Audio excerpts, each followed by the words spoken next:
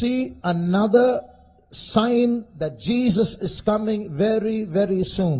இயேசு சீக்கிரமாக அதிசீக்கிரமாக வருகிறார் என்பதற்கு மற்றொரு அடையாளத்தை இப்பொழுது நாம் பார்க்க போகிறோம். Something that is happening in the world today and has been prophesied in the Bible, and Jesus says, when you see this happening, remember the coming of Jesus is very soon. வேதத்தில் தீர்க்கதரிசனமாய் சொல்லப்பட்டதும் இப்பொழுது சம்பவித்துக் கொண்டிருக்கிறதுமான ஒரு காரியம். இதை பற்றி இயேசு சொல்லும்போது, இது சம்பவிப்பதை நீங்கள் காணும்போது உங்கள் தலைகளை உயர்த்துங்கள், ஏனென்றால் இயேசு சீக்கிரம் வருகிறார். Now look at this map of the Middle East. இந்த மத்திய கிழக்கு நாடுகளை பற்றியதான வரைபடத்தை கவனியுங்கள். This is Israel. இதுதான் இஸ்ரவேல் தேசமாக Now இருக்கிறது. I'm going to show you how different armies are surrounding Israel.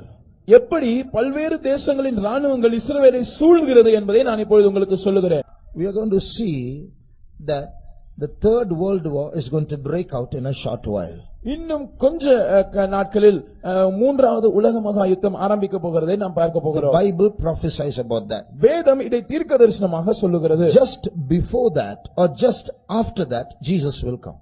இதற்கு சற்று முன்பாக அல்லது இதற்கு சற்று பின்பாக இயேசு வந்துவிடுவார். So around the time of the third world war, Jesus will come. மூன்றாவது உலக மகா யுத்தம் நடக்கும்போது அந்த காலகட்டத்தில் இயேசு வந்துவிடுவார். Then some clever people will say, oh, is that right? Then I'll wait till the third world war. When that starts, I'll get ready to go when Jesus comes. இப்பொழுது சில அதிபுத்திசாலிகள் இப்படி சொல்வார்கள், அப்படியா, நல்ல விஷயம் தானே, மூன்றாவது உலக மகா யுத்தம் வருகிற வரைக்கும் நான் காத்திருப்பேன், அந்த யுத்தம் ஆரம்பிக்கும் போது இயேசு வரும்போது போவதற்கு நான் என்னை ஆயத்தப்படுத்திக் கொள்வேன். Till then I will enjoy.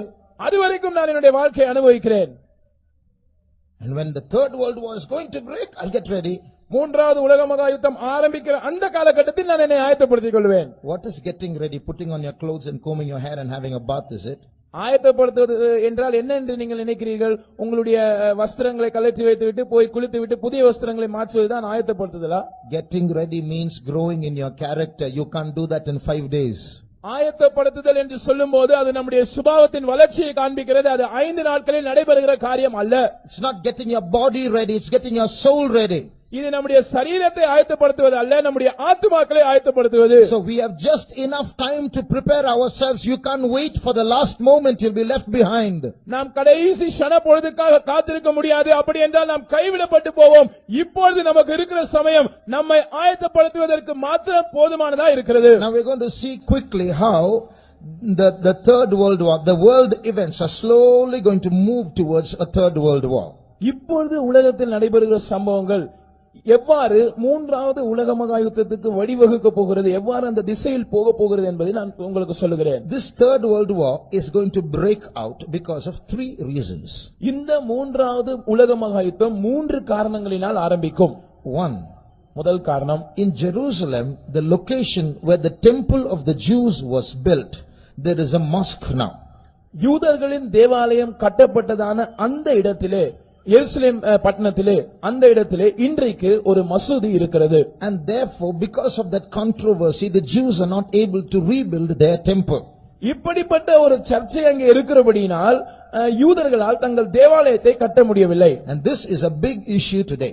இன்றைக்கு இது ஒரு பெரிய பிரச்சனையாக வெடித்துக் கொண்டிருக்கிறது. So maybe if the Israelites take some wrong decision, immediately war will break out. ஒருவேளை இந்த திசையில் இஸ்ரவேலர்கள் ஏதாவது தவறான முடிவை எடுத்தால் உடனடியாக மூன்றாவது உலக மகா யுத்தம் ஆரம்பிக்கும். Secondly, இரண்டாவதாக, Syria is going to be a cause for the world war. Syria தேசமானது ஒரு உலக மகா யுத்தத்துக்கு காரணமாக இருக்க போகிறது. In the Bible there are some unfulfilled prophecies about Syria. It hasn't been fulfilled till now. வேதத்தில் சீரியா தேசத்தை பற்றி சொல்லப்பட்டிருக்கிற சில நிறைவேறாத தீர்க்க தரிசனங்கள் இருக்கிறது. இந்த நாட்களில் அவைகள் நிறைவேற போகிறது. Read Isaiah chapter 17 and verse 1. ஏசாயா தீர்க்கதரிசன புத்தகம் 17ஆம் அதிகாரம் அதன் முதல் வசனத்தை வாசிப்போம். தமஸ்குவின் பாரம் இதோ, தமஸ்குவானது நகரமயிலால் தள்ளப்பட்டு பாழான மண்மேடாகும். The burden of Damascus, behold, Damascus is taken away from being a city, and it shall be a ruinous heap. We have all heard of Damascus. நம்ம எல்லாருக்கும் தமஸ்கு பட்டணத்தை பற்றி தெரியும். Paul was saved on the road to Damascus. Pavul அவர்கள் இந்த தமஸ்குவுக்கு போகிற வழியில் தான் ரட்சிக்கப்பட்டார். But many do not know that Damascus is the capital of Syria. ஆனால் நமக்கு தெரியாத ஒரு விஷயம் என்னவென்றால் இந்த தமஸ்கு பட்டணம் சீரியா தேசத்தின் தலைநகரமாய் இருக்கிறது. Even today, Damascus is the capital of Syria. இன்றைக்கும் சீரியா தேசத்தின் தலைநகரம் இந்த தமஸ்கு பட்டணமாய் இருக்கிறது. Now listen to this statement. இப்பொழுது இந்த வாக்கியத்தை கவனியுங்கள். This city of Damascus is the oldest continuously inhabited city in the world. இந்த தமஸ்கு பட்டணமானது உலகத்தில் தொடர்ந்து குடியிருப்பு இருக்கிற மிக பழமையான பட்டணமா இருக்கிறது. I will say it again. This Damascus is the oldest continuously inhabited city in the world. தமஸ்கு பட்டணமானது ஜனங்கள் பூர்வத்திலிருந்தே தொடர்ச்சியாக குடியிருக்கிற பட்டணங்களில் மிக பழமையானதாக இருக்கிறது. In other words, Damascus has never ceased from being a city in its history ever. தன்னுடைய சரித்திரத்தில் ஒருபோதும் தமஸ்கு பட்டணமானது ஒரு பட்டணமாய் ஜனங்கள் குடியிருக்கிற பட்டணமாய் இல்லாமல் இருந்ததில்லை. But this verse says Damascus is going to be taken away from being a city and is going to become a ruinous heap. ஆனால் இந்த வசனம் சொல்லுகிறது தமஸ்குவானது ஒரு நகரமாய் ஒரு பட்டணமாய் இல்லாமல் தள்ளப்பட்டு அது ஒரு பாழான மண்மேடாகும். And what is going to happen? என்ன சம்பவிக்க போகிறது? Read verse 14, the last verse of that chapter. அந்த அதிகாரத்தின் கடைசி வசனமாகிய 14ஆம் வசனத்தை வாசியுங்கள். இதோ சாயங்காலத்திலே கலக்கம் உண்டாக்கும், விடியற் காலத்திற்கு முன் அவர்கள் ஒளிந்து போவார்கள். இது And behold, at evening tide trouble, and before the morning he is not. In the evening trouble, in the morning he is not. சாயங்காலத்திலே கலக்கம் உண்டாகும், காலையிலே அவர்கள் இல்லாமல் போவார்கள். What is the meaning of that? அதோட அர்த்தம் என்ன? Damascus is going to be destroyed overnight. ஒரு இரவிலே தமஸ்கு அழிக்கப்படும். In Isaiah's days, the man who wrote this prophecy, in his days, this was impossible because people fought with stones and arrows and bows. இந்த தீர்க்கதரிசனத்தை உரைத்ததான ஏசாயாவின் நாட்களில் இது சாத்தியப்படாத அசாத்தியமான ஒரு விஷயமா இருந்தது. ஏனென்றால் அந்த நாட்களில் யுத்தங்கள் கற்களை கொண்டும் அம்புகளை கொண்டும் ஈட்டிகளை கொண்டும் செய்யப்பட்டன. But today it is possible for a city to be overthrown or become a ruinous heap overnight. இன்றைக்கு ஒரு பட்டணத்தை கவிழ்ப்பது அல்லது அதை ஒரு பாழான மண்மேடாக்குவது என்பது ஒரு இரவிலே செய்வது ஒரு சாத்தியமான விஷயம்தான். Because we have atom bombs today. ஏனென்றால் இன்றைக்கு அணுகுண்டுகள் இருக்கிறது. So overnight this place, this Damascus is going to be overthrown is the Bible prophecy. It has not yet been fulfilled. It is going to be fulfilled. வேதம் தீர்க்கதரிசனமாக சொல்லுகிறது ஒரே இரவிலே தமஸ்கு கவிழ்க்கப்பட்டு போகும். இது இன்னும் நிறைவேறவில்லை, இது நிறைவேற போகிறது. So it may be that in this year the war will start. ஒருவேளை இந்த ஆண்டில் ஒரு உலக மகா யுத்தம் Not ஆரம்பிக்கும். உலக மகா யுத்தம், Israel Syria war. Israel Syria யுத்தம் ஆரம்பிக்கக்கூடிய ஆண்டு இந்த ஆண்டாக இருக்கலாம். So we'll wait and see.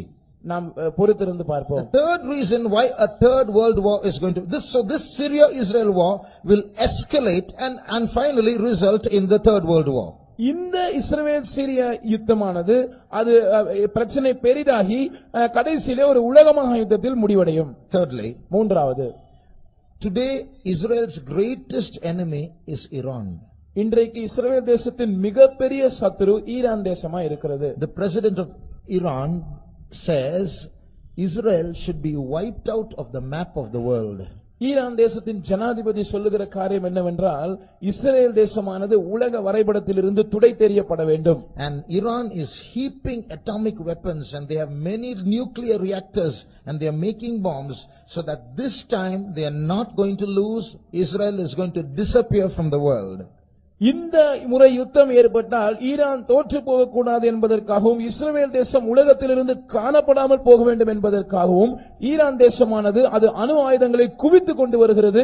அணு ஆயுத தொழிற்சாலைகள் மூலமாக தொடர்ச்சியான அணு ஆயுதங்களை தயாரித்துக் கொண்டு வருகிறது. So Israel has made special planes with huge petrol tanks to travel from, see how far Israel is.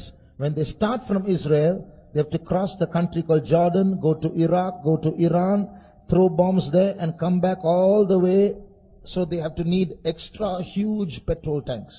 இதற்காக விசேஷித்தமான பிரத்யேகமான போர் விமானங்களை, பெரிய பெரிய பெட்ரோல் டாங்குகள் உள்ளதான போர் விமானங்களை இஸ்ரவேல் தேசம் தயார்படுத்திக் கொண்டிருக்கிறது. ஏனென்றால் வெகு தொலைவு 2 நாடுகளை கடந்து சென்று ஈரானுக்கு போய் குண்டுகளை வீசிவிட்டு திரும்பி வருவதற்கு வசதியாக அப்படி செய்கிறது. So once again Israel might plan a preemptive strike and throw bombs on Iran and come, and therefore World War III will start.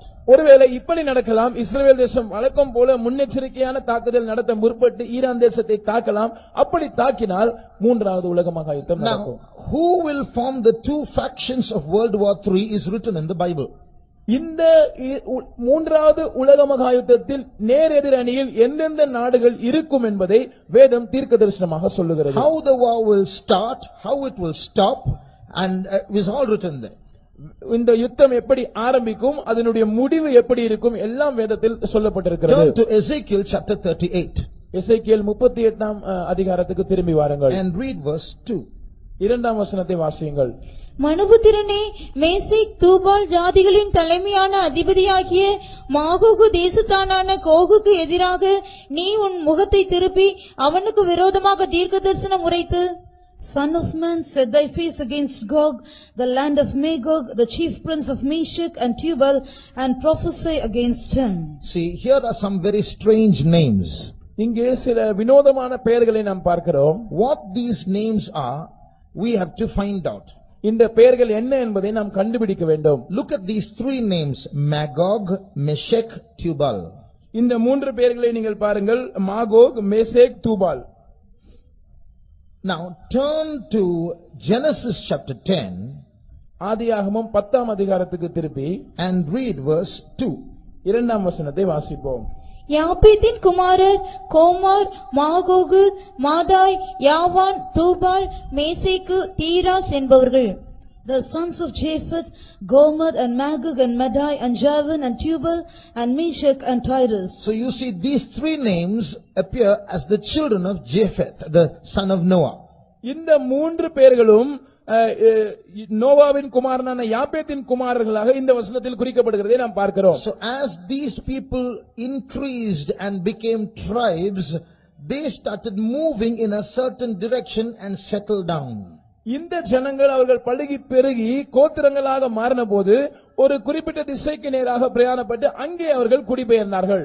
So you have to ask the ethnologists that they are the ones who study how nations are born, how they moved in directions, where they settled down, etc.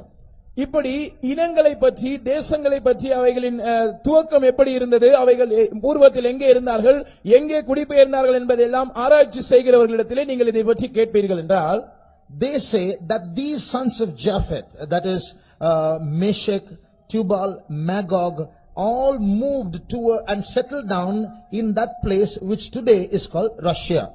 இந்த யாப்பேத்தின் குமாரராகிய Magog, தூபால், Meshach என்பவர்கள் இவர்கள் எல்லாரும் குடிபெயர்ந்து ஒரு இடத்தில் போய் அவர்கள் குடியமர்ந்தார்கள். அந்த இடம் இன்றைய ரஷ்யா தேசமா இருக்கிறது. In fact, in that same Ezekiel 38:2, எசேக்கியேல் 38ஆம் அதிகாரம் 2ஆம் வசனத்திலே நாம் வாசிக்கும்போது, we read the chief prince of Meshech and Tubal. The word chief is Rosh, which is from which the word Russia comes. ஜாதிகளின் தலைமையான அதிபதி என்று அங்கே சொல்லப்பட்டிருக்கிறது. அங்கே அந்த தலைமை என்று சொல்லுகிற வார்த்தை ராஷ் என்று அழைக்கப்படுகிறது. இந்த வார்த்தையிலிருந்து தான் ரஷ்யா என்கிற பெயர் வந்தது. And the word Gog is a name as a title of the ruler of Magog, the area of Russia. ரஷ்யாவில் இருக்கிறதான மாகோக் என்கிற அந்த இடத்திலே ஆளுகை செய்கிற அந்த ராஜாவினுடைய பெயர் தான் கோகாக இருக்கிறது. So Magog is a place, Gog is a title of a king, the ruler. Magog ஒரு இடமா இருக்கிறது. அந்த தேசத்தை ஆளுகை செய்கிற ராஜாவினுடைய பெயராக அல்லது பட்டமாக கோக் இருக்கிறது. Just like Pharaoh is a title of many kings, Herod is a title of many kings, Caesar is a title of many kings, Gog is a title of many kings. எப்படி எகிப்தின் अनेक ராஜாக்கள் அவர்கள் பார்வோன் என்று அவர்களுக்கு பட்டம் இருந்ததோ, எப்படி ஏரோது என்கிற பட்டம் இருந்ததோ, எப்படி ராயன் என்கிற பட்டம் இருந்ததோ, அதே போல अनेक ராஜாக்கள் கோக் என்கிற பட்டத்தை உடையவர்களாக இருக்கிறார்கள். So God says, I'm prophesying against you. கர்த்தர் சொல்லுகிறார், நான் உனக்கு விரோதமாக தீர்க்கதரிசனம் சொல்லுகிறேன். And in verse 4 God says, I'm going to put jaws in your hooks into your jaws and I'm going to drag you towards Israel. நான்காம் வசனம் சொல்லுகிறது, நான் உன் வாயில் துறடுகளை போட்டு உன்னை இஸ்ரவேலுக்கு நேராக இழுத்து கொண்டு வரப்போகிறேன். And Persia and Ethiopia and Libya, they're all going to come with you. உன்னோடு கூட பெர்சியரும் எத்தியோப்பியரும் லீபியரும் வருவார்கள். So which means with Russia, many other countries of today which are called by ancient names in the Bible are going to join with Russia and go towards Israel. தங்களுடைய ஆதி நாட்களில் இருந்ததான பெயரினால் அழைக்கப்படுகிற அநேக நாடுகள் வேதத்திலே குறிப்பிடப்பட்டிருக்கிறது. அவைகள் ரஷ்யாவோடு கூட சேர்ந்து இஸ்ரவேல் தேசத்துக்கு விரோதமாக யுத்தத்தில் கலக்கும். Verse 8 says, this shall happen in the latter years. இது பின் நாட்களில் சம்பவிக்கும் என்று 8ஆம் வசனம் சொல்லுகிறது. So this is what is going to happen as a third world war. இதுதான் மூன்றாவது உலக மகா யுத்தமாக நடக்க போகிறது. Now there are different nations. I'm going to just mention one nation that is present today that is going to join Russia in this battle. இன்றைக்கு இருக்கிறதான ஒரு நாடு ரஷ்யாவோடு அது யுத்தத்தில் இஸ்ரவேலுக்கு விரோதமாக சேர்ந்து கொள்ள போகிறது. அந்த நாட்டை நான் உங்களுக்கு குறிப்பிட்டு சொல்லுகிறேன். Read verse 5. 5ஆம் வசனத்தை வாசியுங்கள். அவர்களோட கூட பெர்சியரும் எத்தியோப்பியரும் Persia. So Persia is one country that is going to join with Russia and go to the battle against Israel. இந்த பெர்சியா தேசமானது ரஷ்யாவோடு சேர்ந்து கொண்டு இஸ்ரவேலுக்கு விரோதமாக யுத்தம் செய்ய போகிறது. Verse 8 says they are going to go towards Israel. 8ஆம் வசனம் சொல்லுகிறது, அவர்கள் இஸ்ரவேலுக்கு நேராக அவர்கள் பிரயாணப்படுவார்கள். Now listen. கவனியுங்கள். In the year 1935, 1935ஆம் வருஷத்தில், till 1935 Persia was Persia. In 1935, just like Bharat and Hindustan became India, Persia changed its name. 1935ஆம் ஆண்டு வரைக்கும் பெர்சியா தேசம் என்றுதான் அழைக்கப்பட்டது. ஆனால் எப்படி பாரத் இந்துஸ்தான் என்கிற பெயர் மாறி இந்தியா தேசம் என்று பெயரிடப்பட்டிருக்கிறதோ அதே போல பெர்சியா தேசமும் பெயர் மாற்றம் அடைந்தது. In the year 1935, the country of Persia became known as Iran. 1935ஆம் வருஷத்தில் பெர்சியா தேசம் இனி ஈரான் என்று அழைக்கப்பட்டது. So this Bible says that Russia and Persia are going to join with many countries and travel towards the mountains of Israel with their armies. இந்த வேதம் சொல்லுகிற காரியம் என்னவென்றால், இந்த ரஷ்யா தேசமும் இந்த பெர்சியா தேசமும் இன்னும் அநேக நாடுகளை சேர்த்துக் கொண்டு இஸ்ரவேல் தேசத்தின் மலைகளுக்கு விரோதமாய் அவைகள் தங்கள் ராணுவங்களை சேர்த்துக் கொண்டு போக போகிறது. See, all this is Golan Heights. These are mountains. இந்த கோலன் ஹைட்ஸ் என்று சொல்லப்படுகிற இடம் அது மலைப்பகுதியா இருக்கிறது. The entire area there are so many mountains. அந்த கோடிட்டு காண்பிக்கப்படுகிற பகுதி எல்லாம் முழுவதும் மலைப்பகுதியா இருக்கிறது. Russia is this portion. Russia அந்த பகுதியா இருக்கிறது. So Russia and Iran and many countries will join together, form a coalition army and march towards Israel, crossing these mountains. ரஷ்யாவும் ஈரானும் இன்னும் அதை சுற்றி இருக்கிற அநேக நாடுகளும் ஒன்று சேர்ந்து ஒரு கூட்டு ராணுவமாக இந்த மலை பிரதேசத்தை நோக்கி தங்களுடைய ராணுவத்தை அனுப்ப போகிறது. And what is going to happen? சம்பவிக்க போகிறது என்ன? As they come near Israel, அவர்கள் இஸ்ரவேல் தேசத்தை நெருங்கி வரும்போது they are saying to themselves, it's very easy, just cross the mountains of Israel. There are no fortresses, no fortifications, no walls. It's easy to take over Israel, they will say. அவைகள் சொல்ல போகிற காரியம் என்னவென்றால், இஸ்ரவேல் தேசத்தை நாம் எளிதாக கைப்பற்றி விடலாம், இந்த மலைகளை மாத்திரம் நாம் கடந்தால் போதும், இஸ்ரவேல் தேசத்துக்கு எந்தவித மதில்களும் கிடையாது, எந்த பாதுகாப்பும் கிடையாது, அரண்களும் கிடையாது, இது சுலபமான வெற்றியா இருக்கும் என்று சொல்லுவார்கள். Because there's lack of time, I'm skipping some details. நேரம் குறைவா இருக்கிறபடினால் சில விளக்கங்களை நான் தவிர்க்கிறேன். Now at this time, when one faction, one group of armies is joining together to come against Israel, who will support Israel? இப்படி ஒரு கூட்ட தேசங்கள் தங்கள் ராணுவத்தை ஒன்று சேர்த்து கூட்டு ராணுவமாக உண்டாக்கும் போது இஸ்ரவேலுக்கு ஆதரவாக யார் வருவார்? Till now, Israel is supported by America, Britain and some European English speaking countries. இதுவரைக்கும் இஸ்ரவேல் தேசத்துக்கு ஆதரவாக இருந்து வருகிற நாடுகளில் முக்கியமான நாடுகள் அமெரிக்க தேசம், இங்கிலாந்து தேசம் மற்றும் சில ஐரோப்பிய தேசங்களா இருக்கின்றன. In verse 13, you will see those countries that are supporting Israel. இப்பொழுது 13ஆம் வசனத்திலே இஸ்ரவேல் தேசத்துக்கு ஆதரவு கொடுக்கிற சில தேசங்களை நாம் அங்கே வாசிக்கிறோம். Sheba and Dedan refer to some Gulf countries that will support Israel. சேபா மற்றும் தேதான் தேசங்கள் சில வளைகுடா நாடுகளை குறிக்கின்றன. இவைகள் இஸ்ரவேலுக்கு ஆதரவாய் இருக்கும். And then we read of the merchants of Tarshish. அதற்கு பிற்பாடு தர்ஷீஷின் வர்த்தகரை குறித்து நாம் வாசிக்கிறோம். Which place is Tarshish? Tarshish என்பது எந்த இடம்? The word, the Tarshish, Bible scholars doing research say Tarshish was a place where you used to get tin. It was a source of tin. Tarshish என்கிறதான இந்த இடம் டின் என்கிற உலோகம் கிடைக்கக்கூடியதான இடமாயிருந்தது என்று ஆராய்ச்சியாளர்கள் சொல்லுகிறார்கள். And today's Great Britain, the word Britain, which comes from the word Britannia, means a source of tin. இன்றைக்கு இருக்கிறதான பிரிட்டன் அல்லது பிரிட்டானியா என்கிற பெயரிலிருந்து இதனுடைய பெயர் வருகிறது. இந்த பிரிட்டானியா என்கிற வார்த்தைக்கு அர்த்தம் இந்த டின் கிடைக்கக்கூடிய ஒரு இடம். So Bible scholars say that Great Britain is Tarshish. வேத அறிஞர்கள் சொல்லுகிறார்கள் இந்த கிரேட் பிரிட்டன் நாடுதான் அது தர்ஷீஷ் ஆய் இருக்கிறது. So here in this verse in Ezekiel chapter 38 and verse 13 we read that Tarshish and the young lions thereof. இங்கே இந்த 38ஆம் அதிகாரத்தின் 13ஆம் வசனத்திலே நாம் வாசிக்கிறோம் தர்ஷீஷின் வர்த்தகரும் அதனுடைய பாலசிங்கங்களும். What is that? அதன் அர்த்தம் என்ன? Great Britain is that place where you see the English speaking countries. Great Britain என்று சொல்லப்படுகிற அந்த பகுதியில் தான் ஆங்கிலத்தை பேசுகிற நாடுகள் உண்டு. So from this Great Britain people migrated to America, Canada, Australia. Those are English speaking countries. இந்த கிரேட் பிரிட்டனிலிருந்து தான் அமெரிக்கா, கனடா மற்றும் ஆஸ்திரேலியா போன்ற நாடுகளுக்கு ஜனங்கள் குடிபெயர்ந்து சென்றார்கள். இப்பொழுது அவைகளும் ஆங்கிலம் பேசுகிற நாடுகளாய் இருக்கின்றன. They are the young lions of Tarshish. இவர்கள் தான் தர்ஷீஷின் பாலசிங்கங்களாய் இருக்கிறார்கள். So these are the factions that are supposed to support Israel. இவைகள் தான் இஸ்ரவேல் தேசத்துக்கு ஆதரவு கொடுக்க வேண்டியவைகளாய் இருக்கிறதான கூட்டங்கள். But very sad. ஆனால் துக்கமான விஷயம், when Russia and Iran and those countries are taking their armies towards Israel. ரஷ்யாவும் ஈரானும் அதனுடைய கூட்டு நாடுகளும் தங்களுடைய ராணுவத்தை இஸ்ரவேல் தேசத்தை நோக்கி செலுத்தும்போது America and Britain will not take their armies to support Israel because they know it's going to be a terrible loss if we go and lend our hand to support Israel.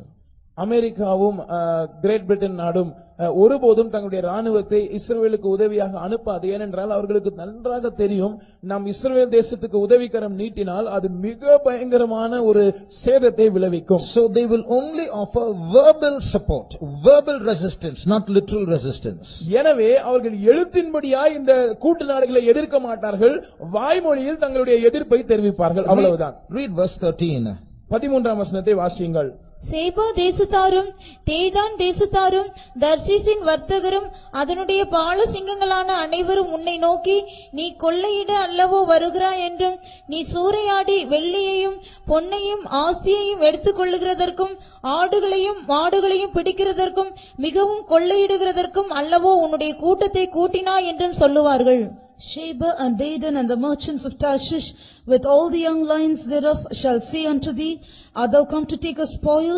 Hast thou gathered thy company to take a prey, to carry away silver and gold, to take away cattle and goods, to take a great spoil? So their resistance is only going to be in words. Their leaders will say, no, you should not do that. We oppose it and we resist it. But they will do nothing about it.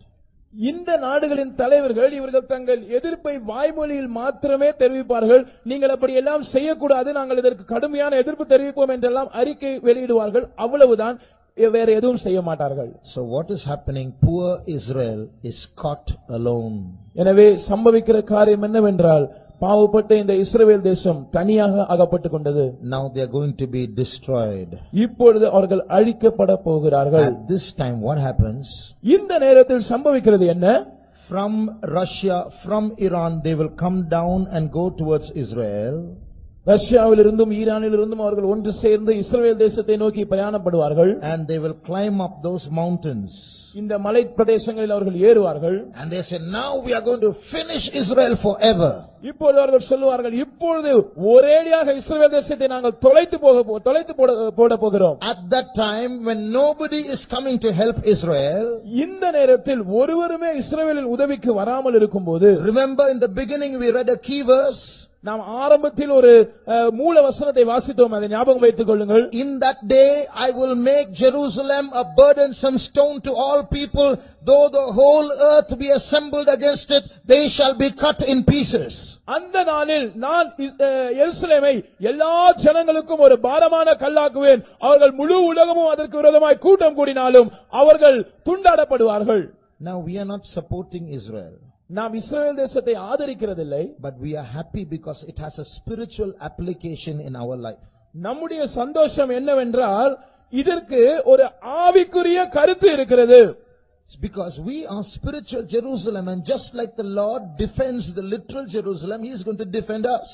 இதற்கு ஒரு ஆவிக்குரிய பொருத்தம் இருக்கிறது. எப்படி எழுத்தின்படியான இஸ்ரவேலை ஆண்டவர் பாதுகாக்க போகிறாரோ, அதே போல ஆவிக்குரிய இஸ்ரவேலராய் இருக்கிற நம்மையும் அவர் பாதுகாப்பார். So when the Russians and the Iranians climb up the mountains of Israel and they are going to come down and finish Israel, இந்த ரஷ்யா, ஈரான் மற்றும் அதன் கூட்டு ராணுவங்கள் இந்த இஸ்ரவேலின் மலைகளில் ஏறி அந்த பக்கமாக இறங்கி இஸ்ரவேலை அழிக்க முற்படும் போது 3 things will happen. 3 காரியங்கள் சம்பவிக்கும். In verse 19, 19ஆம் வசனத்தில் it says, there shall be a great shaking in the land of Israel. அந்நாளிலே இஸ்ரவேல் தேசத்திலே ஒரு பெரிய அதிர்ச்சி உண்டாகும் என்று வாசிக்கிறோம். And the next verse says, the mountains shall be thrown down. An earthquake is going to take place and the mountains are going to be thrown down. பர்வதங்கள் இடியும் என்று நாம் வாசிக்கிறோம். அதனுடைய அர்த்தம் என்னவென்றால் ஒரு பூமி அதிர்ச்சி சம்பவிக்க போகிறது, அந்த பர்வதங்கள் இடிந்து போகும். So when these armies who are hating Israel are climbing up the mountains of Israel and they are on top, only a little more and we are going to win over Israel, the mountains start shaking. இந்த கூட்டு ராணுவங்கள் இஸ்ரவேல் தேசத்துக்கு விரோதமாய் வந்து அவர்களுடைய மலைகளில் ஏறி அதன் மேல் நின்று கொண்டு இன்னும் கொஞ்ச தூரம் தான் வெற்றி பக்கத்தில் இருக்கிறது, நாங்கள் இஸ்ரவேலை கைப்பற்ற போகிறோம் என்று சொல்லும் போது ஒரு பூமி அதிர்ச்சி உண்டாகி அந்த மலைகள் இடிய ஆரம்பிக்கும். That's the first thing that will happen. முதலாவது சம்பவிக்கிற காரியம் The அதுதான். second thing that is going to happen, இரண்டாவதாக சம்பவிக்க போகிற காரியம், Ezekiel chapter 38 verse 21 says, every man's sword shall be against his brother. எசேக்கியேல் 38ஆம் அதிகாரத்தின் 21ஆம் வசனம் சொல்லுகிறது, அவனவன் பட்டயம் அவனவன் சகோதரனுக்கு விரோதமாய் இருக்கும். Remember, this army is a group of many nations coming together. What will happen? God is going to confound that army and they will start fighting with each other. There's going to be internal warfare. ஞாபகம் வைத்துக் கொள்ளுங்கள், இந்த கூட்டு ராணுவமானது அநேக தேசங்களை சேர்ந்த ராணுவங்களின் ஒரு தொகுப்பா இருக்கிறபடினாலே ஆண்டவர் இவர்களுக்குள் ஒரு குழப்பத்தை அனுப்புவார். எனவே இவர்கள் ஒருவரோடு ஒருவர் சண்டையிட ஆரம்பிப்பார்கள். That's the second thing that will happen. சம்பவிக்க போகிற இரண்டாவது காரியம் இதுதான். Thirdly, மூன்றாவது, there's going to be a rain. ஒரு மழை பெய்ய போகிறது. Not a rain of water. அது தண்ணீர் மழை அல்ல. It's a rain of hailstones, fire and brimstone in verse 22. 22ஆம் வசனத்தில் நாம் வாசிக்கிறபடி அது ஒரு பெருங்கல்மழையும் அக்கினி மழையும் கந்தக மழையுமாய் இருக்கும். So by these 3 supernatural events, a great destruction is going to come upon not Israel but the enemies of Israel. இயற்கைக்கு அப்பாற்பட்ட இந்த 3 நிகழ்வுகளினால் இஸ்ரவேலுக்கு அல்ல, இஸ்ரவேலின் சத்துருக்களுக்கு ஒரு பேரழிவு உண்டாகும். As a result of these 3 supernatural events, what is going to happen? இந்த 3 இயற்கைக்கு அப்பாற்பட்ட சம்பவங்களினால் சம்பவிக்க போகிறது என்ன? When we come to the next chapter, Ezekiel 39, எசேக்கியேல் 39ஆம் அதிகாரத்துக்கு நாம் வரும்போது, again the prophecy says, prophesy against Gog and Meshech and Tubal. மறுபடியும் தீர்க்கதரிசனம் சொல்லுகிறது, நீ கோகுக்கு விரோதமாக மேசேக் தூபால் என்பவர்களுக்கு விரோதமாக தீர்க்கதரிசனம் சொல்லு. Read verse 2. 2ஆம் வசனத்தை வாசிப்போம். நான் உன்னை திருப்பி உன்னை 6 துறடுகளால் இழுத்து உன்னை வடபுறங்களிலிருந்து எழும்பவும் இஸ்ரவேல் மலைகளில் வரவும் பண்ணி. Read verse 3 and 4 also. உன் வில்லை உன் இடது கையிலிருந்து தட்டிவிட்டு உன் அம்புகளை உன் வலது கையிலிருந்து விழப்பண்ணுவேன். நீயும் உன் எல்லா ராணுவங்களும் உன்னோடு இருக்கிற ஜனங்களும் இஸ்ரவேல் மலைகளில் விழுவீர்கள். உராஞ்சுகிற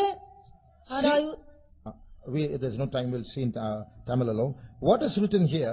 இங்கே என்ன சொல்லப்பட்டிருக்கிறது? God is telling the enemies of Israel, I will smite your bow out of your left hand and throw down your arrow from your right hand and make you empty-handed.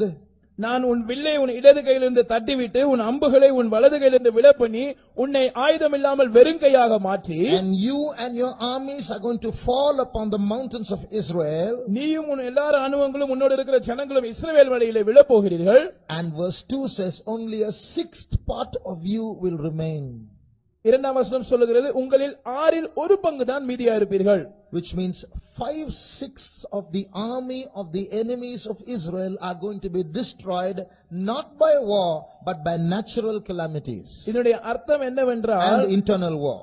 இதனுடைய அர்த்தம் என்னவென்றால் இஸ்ரவேல் தேசத்துக்கு விரோதமாய் வருகிறதான இந்த ராணுவத்தில் ஆறில் 5 பகுதி ஜனங்கள் இந்த யுத்தத்தினால் அல்ல அவர்களுக்குள் சம்பவிக்க போகிற உள்கலகத்தினாலும் இந்த இயற்கை பேரழிவுகளினாலும் அழிக்கப்படுவார்கள். So what is going to happen? என்ன நடக்க போகிறது? The third world war is about to start and the armies are destroyed so much, only 1/6 is left. மூன்றாவது உலக மகா யுத்தம் இனிதான் துவங்குவதாக இருக்கிறது. ஆனால் அதற்குள்ளாக ஒரு ராணுவத்தின் பெரும்பகுதி ஆறில் 5 பகுதி அழிக்கப்பட்டது, ஒரு சின்ன பகுதி தான் மீந்திருக்கிறது. So when this 1/6 itself is a big number, they are going to decide whether to fight against Israel or not. இந்த ஆறில் ஒரு பகுதியா இருந்து மீதியா இருக்கிறவர்களே ஒரு பெரிய கூட்டமாயிருப்பார்கள்.